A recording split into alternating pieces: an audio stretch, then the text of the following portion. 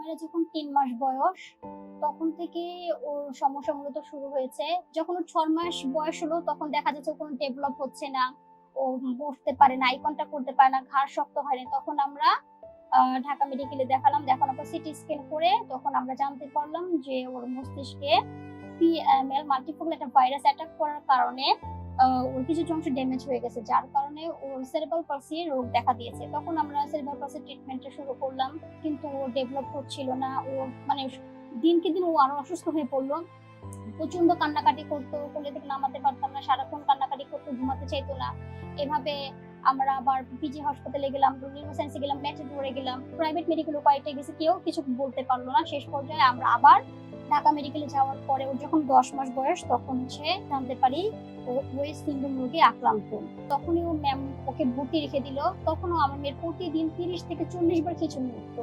এটা কন্ট্রোলের জন্য ম্যাম প্রথমে ইরোসেট ইনজেকশন দিল, তাতে কোনো কাজ হয়নি। এরপরে এসিটিএস ইনজেকশনটা দেওয়া হলো, কিছুটা কমে। এরপরে আমাদের নোটিশ হলো যে 2 মাস এটা একটানা দিতে হবে। এরপর আমাদের ছাড়পত্র দিয়ে দিল।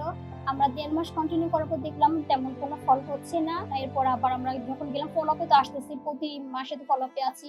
ওনারা খুব চেষ্টা করলো, ম্যামকে বললাম যে ম্যাম যে কি করা যায়। তখন ম্যাম বললো, দেখেন আমাদের যতটুকু চেষ্টা ছিল আমরা করেছি, আপনি যদি পসিবল হয়, আপনার যদি অ্যাবিলিটি থাকে, আপনারা উন্নত চিকিৎসার জন্য বাহিরে নিতে পারেন। তো এর জন্য আমরা চেষ্টা করতেছি যে যে কোনো মূল্যে যদি আমার মেয়েটাকে উন্নত চিকিৎসা দেওয়া যায়। আমি যখন দেখলাম যে আমার মেয়ের অবস্থাটা খুবই ক্রিটিক্যাল, দিন যত যাচ্ছে তত আমার মেয়ের মস্তিষ্কের সেলগুলো দিনকে দিন ড্যামেজ হয়ে যায়। হুমায়রার শুরু থেকে যদি এখন পর্যন্ত বলি, তাহলে ওর জন্য 10 থেকে 11 লাখ টাকা আমরা অলরেডি খরচ করে ফেলছি। এটা খরচ করছি, কিন্তু এই খরচ করাতে আমাদের কোনো লাভ হয় না, বরং অবনতি হয়েছে। তো ডক্টররা যখন বললো যে ওকে উন্নত চিকিৎসার জন্য আপনারা বাইরে নিতে পারেন, আমরা যখন ইন্ডিয়ান ডক্টরদের সাথে যোগাযোগ করলাম, তখন তারা বললো যে মিনিমাম 20 থেকে 22 লাখ টাকা লাগবে। তখন তো আমাদের মাথায় আকাশ ভেঙে গেছে যে এত টাকা কিভাবে, কেউ তো দিবে না। তো তখন তো সেই অ্যাবিলিটি আমাদের নাই, আমরা ইয়া করি। তো আমার সন্তানকে তো আমার একটা প্রপার চিকিৎসাটা দিতে হবে। আর আমি যদি আমার সন্তানকে প্রপার চিকিৎসা দিতে না পারি, তাহলে তো এটা আমার নিজের ব্যর্থতা। যে করে হোক আমার সন্তানের চিকিৎসা আমাকে করাতে হবে। তো তখন এলাকার গণ্যমান্য ব্যক্তি, রাজনৈতিক ব্যক্তি, যাদের কাছে সহায়তা পাওয়া যায়, বা বিভিন্ন সামাজিক সংগঠন, সব জায়গায় ঘুরলাম, কিন্তু কোথাও যখন কোনো সহযোগিতা না পেলাম, তখন সিদ্ধান্ত নিলাম যে না, স্বামী স্ত্রী দুজনে দুটা কিডনি বিক্রি করে হলে আমরা আমাদের সন্তানের চিকিৎসা করাবো। ওদের সাথে আমরা আছি আজকে প্রায় 2 বছর ধরে। আমাদের চোখের সামনে আমরা দেখতেছি পরিস্থিতি খুবই খারাপ। টাকার জন্য তারা চিকিৎসা করতে পারতেছে না। অনেকজনের কাছে সহযোগিতা চাইছে, কেউ আগাইতেছে না। ঠিক আছে, আমরা কতজনের কাছে মনে করেন টাকা রাখছি, কম বেশি মনে করেন দেওয়ার জন্য। তাদের অনেকে কষ্ট হচ্ছে। মনে করেন যদি আপনারা সহযোগিতা পারেন, তাকে একটু দেখবেন। কারণ আমরা দেখতেছি তার টাকার জন্য চিকিৎসা করতে পারতেছে না। ঠিক আছে, বাচ্চার পিছনে অনেক টাকা খরচ হচ্ছে, সাথে যা লাগে মেডিকেল, বাচ্চার এত অবস্থা খারাপ হয়ে যায়। মেয়েটা তো অনেক দিনের অসুস্থ মেয়ে, বুঝছেন। মানে চিকিৎসার জন্য তো অনেক কাছে, অনেকজনের কাছে সহযোগিতা চাইতেছে। যদি সবাই সহযোগিতা করে, তাহলে এর জন্য একটা ভালো একটা মেয়ে চিকিৎসা করার জন্য সুবিধা হবে। এর আগে যখন আমাদের নিউজ হয়েছে ডিবিসি নিউজ থেকে, আমরা তেমন একটা সাহায্য পাই নাই বলতে গেলে। হ্যাঁ পাইছি, যদি বলি বাহিরের যে গ্রুপ থেকে একজন 10 টাকা পাঠিয়েছে, আর আমার ফ্রেন্ড সার্কেল, আমাদের কলেজ, এখান থেকে যে যতটুকু পারছে 100 টাকা, 50 টাকা, এইভাবে আমাদের হেল্প করছে, যতটুকু হেল্প করছে। যদি বলি টোটাল মিলে আমার মেয়ের 1 মাসের ট্রিটমেন্ট, বাংলাদেশে 1 মাসের ট্রিটমেন্ট এখনো প্রায় 14,000 টাকার মতো ট্রিটমেন্টের প্রয়োজন হয় মেডিসিন থেরাপি দিয়ে। তো অনেকে মনে করতো কি আমরা হয়তো অনেক টাকা পাইছি, আমরা যেহেতু নিউজ হয়েছে আমরা অনেক টাকা পাইছি, অনেকে অনেক কটু কথা বলছে আমাদের নিয়ে। আমরা নাকি মেয়েকে নিয়ে ব্যবসা করি, মানুষকে নাকি দেখাই, মেয়েকে দেখায় দেখে নাকি আমরা চলি। এসব কথা ভাই শুনতে পাই না। আমাদের যে দেখতে বলতো বাটপার।